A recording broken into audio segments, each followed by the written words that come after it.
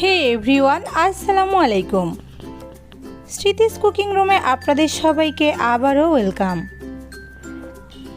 আজকে আপনাদের সাথে ভীষণ মজাদার এই ডিম আলুর চপের রেসিপিটি শেয়ার করব।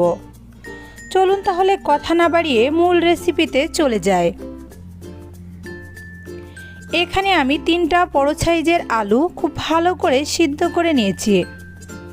একটা কাঁটা চামচ দিয়ে এই আলুটাকে আমি যতটুকু সম্ভব ম্যাশ করে নিচ্ছি।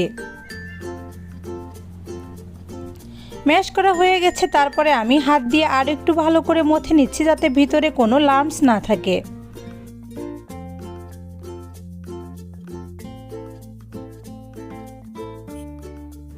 আমি এখানে একটা ভেজে রাখা শুকনো মরিচ দিয়ে দিচ্ছি। মরিচটা আপনাদের স্বাদ অনুযায়ী দিবেন। আমার বাড়িতে বাচ্চারা খায়, এজন্য আমি এখানে অল্প মরিচ দিয়েছি।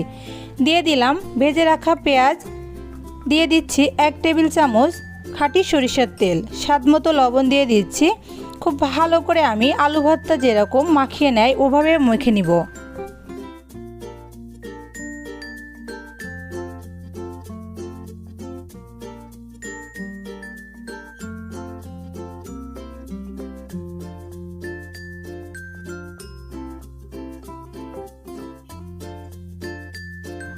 খুব ভালো করে এটাকে আমি মেখে নিচ্ছি। মাখানো হয়ে গেছে, এবার আমি এটাকে একটা সাইডে রেখে দিচ্ছি। এখানে আমি 2টা ডিম সিদ্ধ করে নিয়েছি এবং একটা ডিমকে 4 টুকরা করে মোট 8টা নিয়ে নিয়েছি।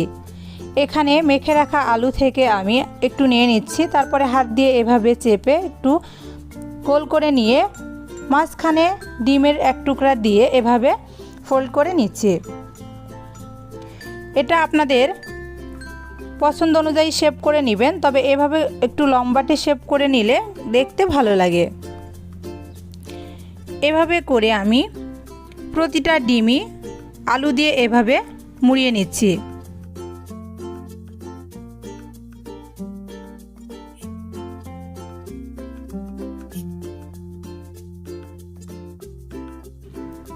এখানে আমি 8 টুকরা ডিম দিয়েই চপ করে নিয়েছি।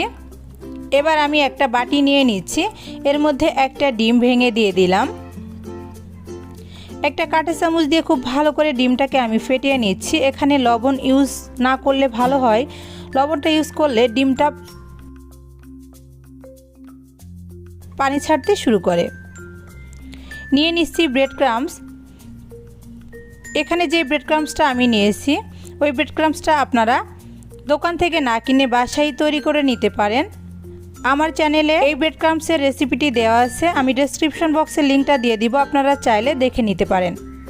এবার আমি একটা আলুর চপ এর মধ্যে নিয়ে নিচ্ছি। ডিমে ভালো করে মাখিয়ে আমি ব্রেড ক্রাম্বসে গড়িয়ে নিব। অন্য হাত দিয়ে এই কাজটা করলে বেশি ভালো হয়, তাহলে ব্রেড ক্রাম্বসটা খুব ভালোভাবে মাখানো যায় এবং এটা ভিজে যায় না। দেখুন আমি খুব ভালো করে এটা মাখিয়ে নিয়েছি। আপনারা চাইলে কিন্তু এটা ডাবল কোটও করে নিতে পারেন। আমি ডাবল কোট করিনি, সিঙ্গেল কোটে করেছি। আপনারা চাইলে ডাবল কোট করে নিতে পারেন। আরও একটা সেম ওয়েতে করে দেখিয়ে দিচ্ছি।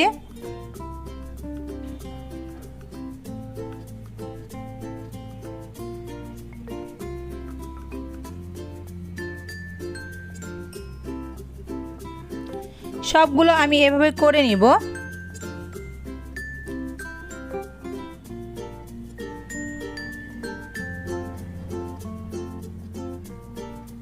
এখানে সবগুলো আমি করে নিয়েছি। এবার ভাজতে চলে যাব। চুলায় পর্যাপ্ত পরিমাণে তেল দিয়ে খুব ভালো মতো গরম করে নিয়েছি। আমি চপগুলা এর মধ্যে ভেজে নিচ্ছি। সবগুলো চপই দিয়ে দিব। এটা কিন্তু খুব অল্প সময় ভাজতে হবে এবং খেয়াল করতে হবে যাতে পুড়ে না যায়। যেহেতু জাস্ট ব্রেড ক্রাম্বটা একটু ফ্রাই করে নিলেই চপটা ভাজা হয়ে যাবে, তাই কিন্তু এটা দ্রুত নেড়ে চেড়ে নিয়ে খেয়াল করে ভেজে নিতে হবে।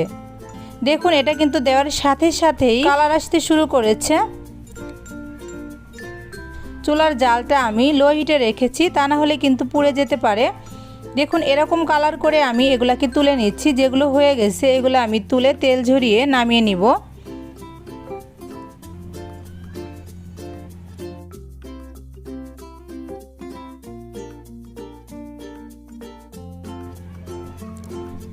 এভাবে করে আমি প্রতিটা চপই তেল ঝরিয়ে নিয়ে নিচ্ছি।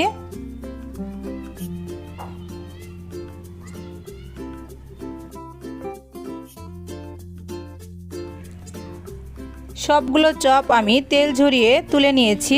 একটা প্লেটে একটা টিস্যু রেখে আমি সবগুলো চপ এখানে রেখে দিচ্ছি।